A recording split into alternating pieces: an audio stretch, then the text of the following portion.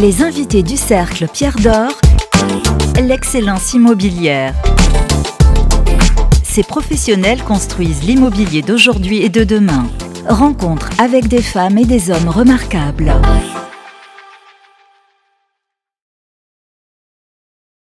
Bonjour et bienvenue sur immoweek.fr. Nous sommes heureux de vous retrouver pour le Cercle Pierre d'Or reçoit. Et aujourd'hui, nous recevons Frédéric Lemose. Frédéric Lemose, bonjour. Bonjour. Vous êtes président de LFPI REM.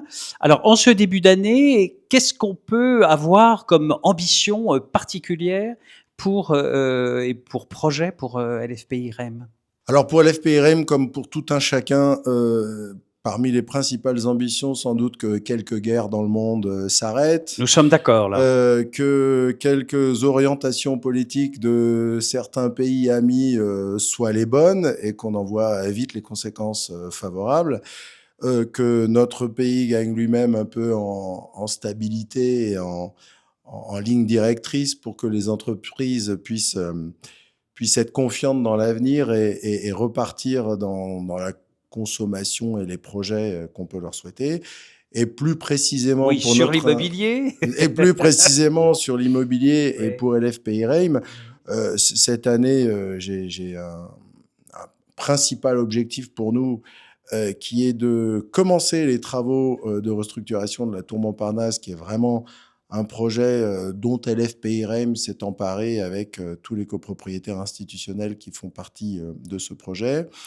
Et plus généralement, et vous l'avez peut-être lu dans les lignes d'ImoWeek, avec le recrutement du jeune Lucas Puzin oui. qui nous arrive de la Société de la Tour Eiffel, reprendre un volume d'acquisition plus soutenu que celui des 2-3 dernières années où nous étions plutôt concentrés sur notre patrimoine et étions devenus quasiment des apprentis promoteurs depuis 3 ans à restructurer nos propres actifs.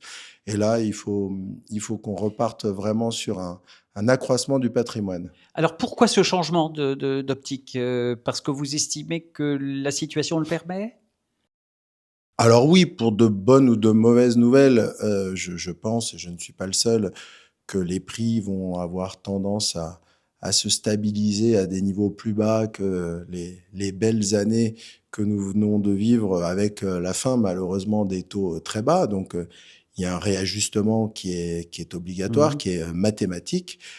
Et dans ce cadre-là, notre métier, qui est surtout de produire des loyers, d'avoir un revenu récurrent en plus des quelques opérations, comme je le disais à l'instant, soit de promotion, soit des arbitrages, enfin tout ce qui vient améliorer le compte de résultat. Ces loyers proviennent du patrimoine existant et donc des acquisitions pour que ce loyer augmente. Il y a la fin des projets de restructuration comme on a vu récemment, par exemple, notre immeuble important de la rue de la Fédération. Oui, et on pourrait en dire un mot peut-être de celui-là, parce qu'il arrive là, il est... Ça y est, il vient d'être livré. Voilà. En général, on préfère dire qu'un immeuble est livré quand il est entièrement plein. Oui. Ça n'est pas encore le cas, même si... Alors, il reste combien de mètres carrés? On peut lancer un petit sur rue de la Fédération, il reste 4500 mètres carrés sur 8000. Donc, vous voyez que c'est encore une proportion importante. C'est un bel immeuble bien situé dans le 15e, à proximité de la Tour Eiffel. Oui, c'est un immeuble dans lequel on a vraiment essayé de mettre tout notre savoir-faire avec évidemment tous les critères qui sont importants aujourd'hui, qui vont des consommations jusqu'au bien-être en passant par la connectivité. Donc celui-là vraiment coche toutes les cases, mais évidemment avec les incertitudes que l'on connaît pour les entreprises aujourd'hui, la commercialisation est allée moins vite que je ne l'espérais. Comme vous le voyez d'après les chiffres, elle a plus que bien commencé, mais je souhaiterais qu'on la complète très rapidement. C'est mon impatience naturelle, ça. On vous le souhaite. Alors, est-ce qu'on peut redire un mot de la Tour Montparnasse? Parce que donc ça, c'est un projet 2025-2026 et les années au-delà. Donc, votre souhait, c'est que les travaux commencent en cette fin d'année 2025? Oui, le calendrier, très brièvement, oui. C'est première acquisition de LFPI REM dans la Tour Montparnasse décembre 2015. Donc, ça, et donc, on va fêter les 10 ans? Alors, neuf pour l'instant, oui, me vieillissez pas comme ça, c'est pas sympa. Oui. Donc, fin 2015, oui. Entrée vraiment dans les organes du conseil syndical, ainsi de suite, courant 2016. Oui. Permis de construire en 2019. avec son lot de recours qu'il a fallu traiter, et ainsi de suite. Permis définitif en 2023, début 2023. Et donc aujourd'hui, nous sommes vraiment dans les derniers détails de la partie travaux elle-même, les appels d'offres, les ouvertures de plis, les affermissements d'un certain nombre de lots. Et en 2025, nous devons absolument commencer ces travaux parce que plus long, ce serait trop long, notamment pour moi. Et on part pour 4 ans de 4 travaux. ans. Avec ce problème qui est quand même celui d'ailleurs de toutes les constructions, enfin, ou de toutes les restructurations parisiennes, c'est que donc on est sur des temps de projets qui sont très longs. On le voit avec la tour Triangle, par exemple, qui est en cours de construction également, mais qui est conçue depuis de très nombreuses années. Donc il y a toujours un temps quand même très long d'examen, de recours, etc., qui font que les projets ont tendance à durer sur le très long terme. Parce que si on part sur 4 ans de travaux, on dit donc livraison 2029, on va dire. Si on est un optimiste forcené, on est des optimistes forcenés, donc ça aura fait quand même plus de 10 grosses années, 13-14 ans si on comprend l'ensemble du projet, on va dire, c'est quand même très long. C'est long, mais ça n'est pas surprenant, d'autant que la décomposition de ce délai est un peu originale à la Tour Montparnasse. N'en déplaise à certains, le temps administratif a été très court. Bon. On a donc rendons hommage sans tomber dans la flagornerie, véritablement, ça Oui. a été un travail mené par les copropriétaires, par la ville de Paris. Il y a eu beaucoup d'enthousiasme et il s'est retrouvé dans la vitesse à laquelle nous avons notamment, nous avons instruit avec eux, ou ils ont instruit pour nous le permis et nous l'avons obtenu. Le deuxième sujet consommateur de temps, c'est la particularité de la Tour Montparnasse. C'est un chantier à plus de 500 millions d'euros, un immeuble de plus de 100 000 mètres carrés en travaux, qui est détenu en copropriété. Oui, c'était un sujet juridique un peu complexe. Quand on sait, dans certaines de nos copropriétés, les débats qui existent et le temps que ça prend de voter un ravalement, on peut comprendre qu'une tour de cette taille, qui a 50 ans, qui va être totalement déshabillée, on va revenir au béton et même faire quelques extensions, admettre tout ça en copropriété avec les mécanismes de la copropriété et les assemblées générales. Qui n'était pas adapté à une tour, soyez honnête. La copropriété n'est pas faite pour ça, mais bon. C'était un projet à l'époque présidentiel dans lequel tous les institutionnels de l'époque sont venus. Certains sont encore là.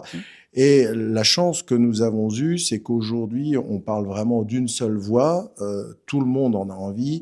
Alors, quand je dis tout le monde dans un projet de cette taille et avec des copropriétaires qui sont différents, on va de l'institutionnel comme nous qui a plus de 30 000 mètres carrés au copropriétaire individuel qui a 50 mètres carrés. Ça existe à la Tour, même si lorsque nous sommes arrivés, il y avait 90 copropriétaires. Aujourd'hui, il y en a moins de 40.